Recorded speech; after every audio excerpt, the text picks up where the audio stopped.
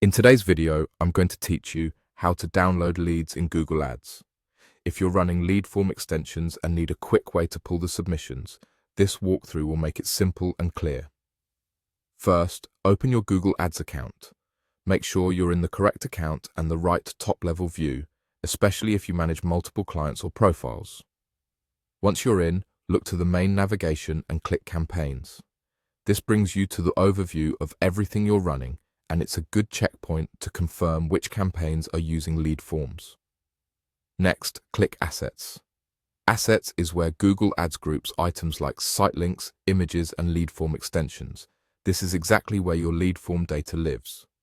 When the Assets page loads, you'll see a list that can include different asset types. You want the lead form asset tied to the campaign you care about. If you don't spot it right away, scan the asset type column and the associations to find the lead form linked to your campaign. If you manage a lot of assets, take a moment to verify the campaign name and status so you don't download the wrong file. Here, locate your lead form campaign by finding the lead form asset associated with that campaign.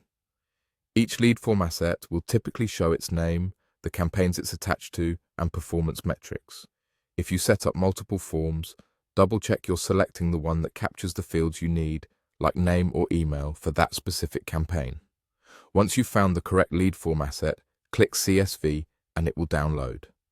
The CSV file is a spreadsheet-friendly format you can open in tools like Google Sheets or Excel. It usually contains the lead details captured in the form, along with the submission time. If nothing downloads, confirm that the asset has received leads. A brand new form may simply not have submissions yet. If your browser blocks downloads, allow the file and consider renaming it with today's date and the campaign name so it's easy to track later. After the download, open the CSV to review the data and confirm everything looks correct. Be mindful of regional date formats and handle leads securely, especially if the file contains personal information. Keep the file in a safe location and share it only with authorized teammates. That's it.